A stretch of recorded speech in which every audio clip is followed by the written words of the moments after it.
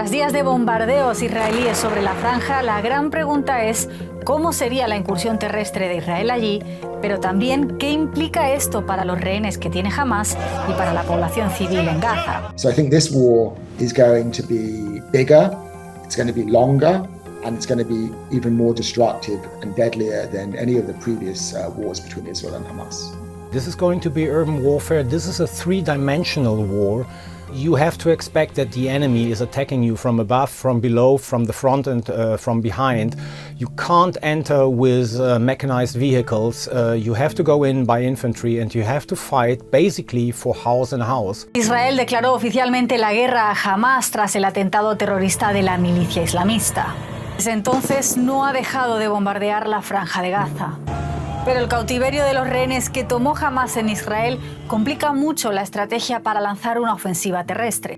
Likely that many of them are being kept in Hamas's underground tunnels and bunkers, so it's very difficult to find them, to reach them. Para las autoridades israelíes hay 199 rehenes, mientras que Hamás asegura que son entre 200 y 250 y de diferentes nacionalidades. It's not just Israeli citizens who are held hostage, but there's also many foreign nationals, so many other governments are also going to be trying to do what they can to bring their hostages home. And this really complicates the whole situation, because it's going to be very difficult, for example, for the Israeli army to wage war in the Gaza Strip without jeopardizing the lives of those hostages. And I think as the days and weeks go on, there's going to be mounting public pressure inside Israel and around the world to bring those hostages home.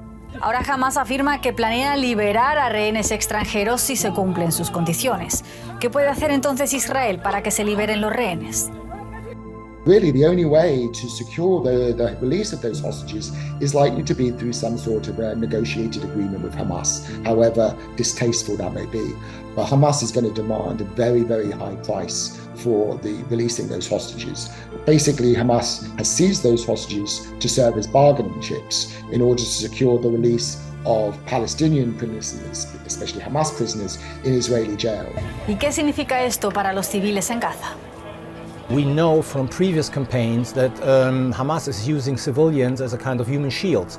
So therefore, the ground invasion is the alternative to bombing from above Gaza into rubbles.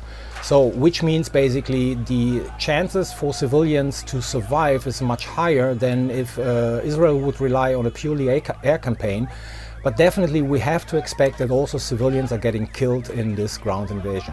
It's basically impossible for any army, no matter how skilled and trained, to conduct a major war in such a small territory without seriously affecting the lives of Palestinian civilians. El ministro de Defensa israelí también impuso lo que llamó un asedio total a la franja de Gaza, sin luz, agua ni acceso a otros recursos básicos. Now, the Gaza Strip has already been under a tight blockade by Israel for 16 years, but a blockade is different than a siege. A blockade meant limiting the flow of goods into and out of Gaza and limiting the movement of people into and out of Gaza. And that had a massive impact upon Gaza's economy and upon the welfare of Palestinians. But a siege is something else entirely. A siege is completely preventing goods from entering the Gaza Strip, including food and other necessities. ¿Contaba Hamás con este asedio total de Israel? Hamas have no doubt prepared for this. They're no doubt well stocked on supplies. They're in their bunkers and in their tunnels underground in the Gaza Strip. So, in fact, Hamas militants and certainly the leaders of Hamas inside the Gaza Strip are likely to be the least affected by these actions. And it's going to be Palestinian civilians who have nowhere to hide, who don't have the underground bunkers and the tunnels that Hamas militants can use, who are going to be the most vulnerable targets.